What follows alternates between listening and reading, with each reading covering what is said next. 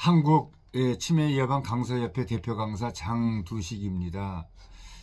이번 시간에도 먼저 소개한 내 몸을 살리는 건강상식 100가지라고 하는 그 책의 내용을 또 살펴보겠습니다. 이번 시간에는 그 7번째가 되겠습니다. 멈추지 않는 기침이라는 그 주제로 이야기를 해보겠습니다. 감기에 걸린 뒤 다른 증상은 다 나았는데 계속 기침을 하는 경우가 또 있습니다.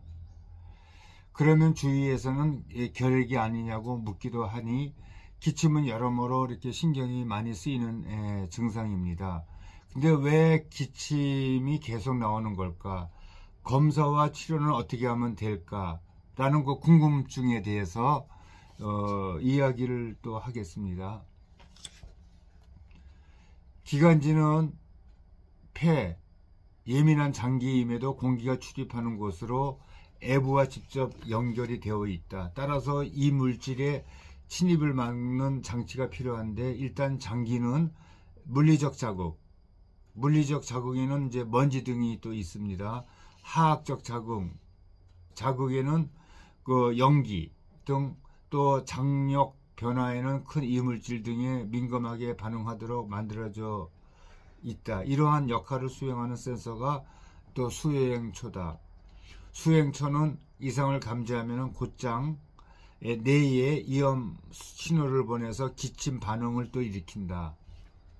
따라서 감기 때문에 기침이 나도 약을 안 먹는 것이 또 좋다. 물론 남에게 감기를 옮기기는 하겠지만은 약을 안 먹는 것이 좋다고 나와 있고, 감기에 걸렸을 때는 약을 먹지 않는 편이 빨리 낫는다는 이야기를 소개한 적이 있는데, 이것과 또 연관이 또 되어 있다.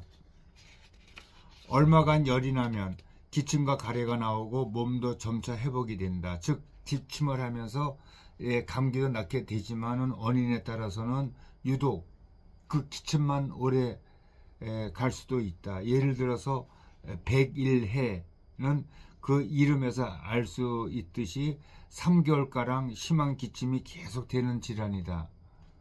이는 이제껏 소아들의 전염병으로 알려져 와 있지만, 최근 조사에서 6일 이상 기침을 계속하는 성인의 30%가 101해에 걸린 것으로 밝혀졌다. 마이코플라즈마라고 하는 그 병원체 때문에 폐렴에 걸려도 또 마찬가지다. 증상은 가벼울지라도 기침은 한 달 이상 계속된다. 문제는 그 기침이 결핵과 그 폐암에 기인하는 경우다. 둘 다 끈질긴 기침과 그 혈담 등의 특징을 보이겠지만 그렇지 않을 수도 있다. 결핵은 모든 연령층에서 발생할 수 있으므로 방심은 또 금물이다. 폐암은 40세 이상의 남성 흡연자에게 두드러지게 나타난다. 그래서 폐암과 결핵이 의심이 된다면은 우선 가까운 그 보건소에 가서 또 흉부 엑스레이 검사부터 받아야 한다. 그래서 기침의 종류에는 두 가지로 크게 나누어지는데, 마른 기침과 습한 기침, 그리고 마른 기침에는 목구멍 점막의 염증이 계속되면 기침 중추가 자극을 받아서 콜록거리게 된다.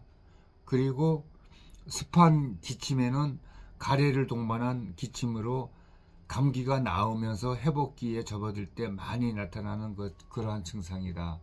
네. 이번 시간에는 멈추지 않는 그 기침에 대해서 또 이야기를 해봤습니다. 감사합니다.